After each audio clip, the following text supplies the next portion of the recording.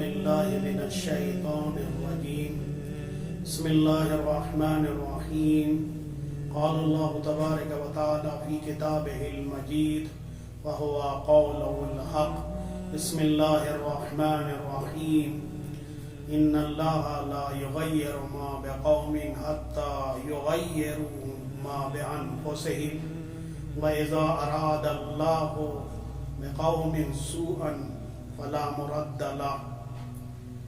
خداوند عالم قرآن مجید میں ارشاد فرما رہا ہے ان اللہ لا یغیر ما بقوم، خداوند عالم کسی قوم کے حالات کو نہیں بدلتا ہے مگر اس وقت جب وہ قوم اپنے حالات کو بدل ڈالے، اور جب خدا کسی قوم پر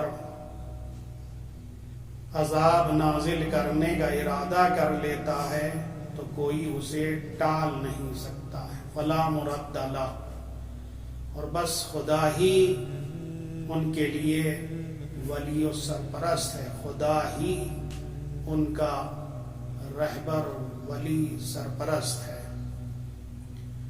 ذاتی طور پر قوم بہتر ہو تو خدا اپنا عذاب نازل نہیں کرتا ہے جب تک کہ وہ قوم بد کردار نہ ہو جائے، اور اگر قوم بری ہے، بدتر ہے، تو خداوند عالم اپنی رحمتیں برکتیں نازل نہیں کرتا ہے۔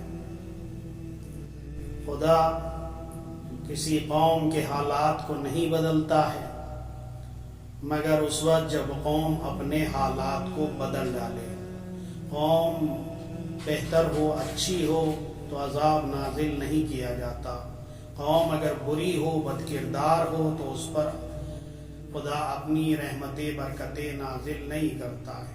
انسان جب تک جہاد نہیں کرتا ہے ذلت و رسوائی میں گھرا رہتا ہے۔ انسان جب تک دانشگاہوں، مدرسوں کا بندوبست نہیں کرتا ہے گمراہی اور جہالت کے کردار میں گھرا رہتا ہے۔ خدا نے آج تک اس قوم کی حالت نہیں بدلی، نہ ہو جس کو خیال آپ اپنی ہی حالت بدلنے کا۔ آج اگر ہم ذلیل و خوار ہو رہے ہیں، آج اگر ہماری کوئی عزت ہے، نہ وقعت ہے، آج اگر ہم پستی و انحطاط کی طرف بڑھے چلے جا رہے ہیں، اس کا مطلب یہ ہے کہ ہم نے اپنے آپ کو بدل ڈالا ہے، ہم نے اپنے آپ کو چینج کر دیا ہے۔ اس لیے اللہ نے بھی ہمارے حالات کو بدل ڈالا ہے۔ خدا تو کسی قوم کے حالات نہیں بدلتا ہے، خدا کسی قوم کے حالات کو اس وقت تک نہیں بدلتا ہے جب تک وہ قوم اپنے اندر تبدیلی پیدا نہ کر لے، اور جو نعمت خداوند عالم کسی قوم کو دے دیتا ہے تو اسے واپس بھی نہیں لیتا ہے۔ قرآن میں دوسری جگہ ارشاد ہو رہا ہے وَذَلِكَ بِأَنَّ اللَّهَ لَمْ يَكُ مُغَيِّرًا نِعْمَةً أَنْعَمَهَا عَلَىٰ قَوْمٍ حَتَّى يُغَيِّرُوا مَا بِأَنفُسِهِمْ۔ خدا جب کسی انسان کو کوئی نعمت دے دیتا ہے، خداوند عالم جب کسی قوم کو کوئی نعمت عطا کر دیتا ہے تو اس میں تغیر و تبدل پیدا نہیں کرتا ہے، اس نعمت کو سلب نہیں کرتا ہے، حتی یغیروا ما بانفسہم، مگر اس وقت جب وہ قوم اپنے آپ کو بدل ڈالے۔ آج دنیا میں ہم ذلیل و خوار ہو رہے ہیں، آج ہمارے نہ اقتدار کا پتہ ہے اور نہ ہی ہماری کوئی عزت وقت ہے۔ آج ہم ذلیل و خوار ہو رہے ہیں، اس کا مطلب یہ ہے کہ ہم نے اپنے آپ کو بدل ڈالا ہے، ہم نے اپنے آپ کو چینج کر دیا ہے۔ اس لیے خداوند عالم نے بھی ہمیں بدل ڈالا ہے، جو نعمتیں ہمیں دی گئی تھی وہ ہم سے یا تو سلب کر لی گئی ہیں یا انہیں بدل دیا گیا ہے۔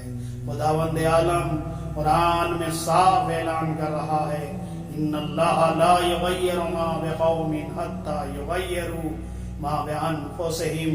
خدا کسی قوم کے حالات کو نہیں بدلتا ہے مگر اس وقت جب قوم اپنے حالات خود بدل ڈالے۔ خدا کسی قوم سے دی ہوئی نعمت واپس نہیں لیتا ہے مگر اس وقت جب قوم اپنے آپ کو بدل ڈالے۔ آج ہم ذلیل و خوار ہو رہے ہیں۔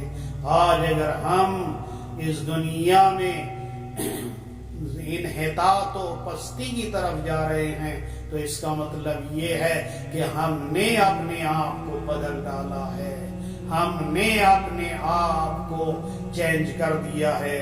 آج ہم اس لیے ذلیل و خوار ہو رہے ہیں۔ یہ موضوع بہت سنگین ہے، بہت وضاحت طلب ہے، انشاءاللہ آئندہ اس پر روشنی ڈالی جائے گی۔ محرم کا پہلا دن آل محمد کے محزون ہونے کا دن ہے۔ انبیاء اور اہل بیت کے چاہنے والوں پر غم طاری ہو جاتا ہے۔ کیوں محزون نہ ہو؟ اس لیے کہ پہلی محرم سے لے کر عاشور تک حسین کا وہ خون بھرا کرتا، حسین کا وہ تلواروں نیزوں سے چھلنی کرتا عرش بری سے زمین پر پھیلا دیا جاتا ہے تو پوری دنیا پر غم و علم طاری ہو جاتا ہے، پوری دنیا میں غم حسین چھا جاتا ہے۔ تیسری محرم کو روایت میں ملتا ہے، تیسری محرم کو حضرت یوسف کو آزاد کیا گیا تھا قید خانے سے، مگر کربلا میں تیسری محرم آئی تو حسین کے چھوٹے چھوٹے بچوں کو، حسین کو نرگہ آدھا میں گھیر لیا گیا، میدان کربلا میں قید کر دیا گیا۔ روایت میں ملتا ہے، تاریخ میں یہ بھی موجود ہے، قید خانے میں حضرت یوسف کو پانی بھی ملتا تھا، کھانے کے لیے کھانا بھی دیا جاتا تھا، مگر کربلا کے میدان میں حسین کے چھوٹے چھوٹے بچوں کو نہ کھانا دیا جاتا ہے نہ پانی دیا جاتا ہے۔ حسین کے چھوٹے چھوٹے بچے آلتاش کی صدائیں بلند کرتے ہیں اور 3 دن کے بھوکے پیاسے حسین کو اور ان کے عزیز و اقربا کو ذبح کر دیا جاتا ہے۔ انا للہ و انا الیہ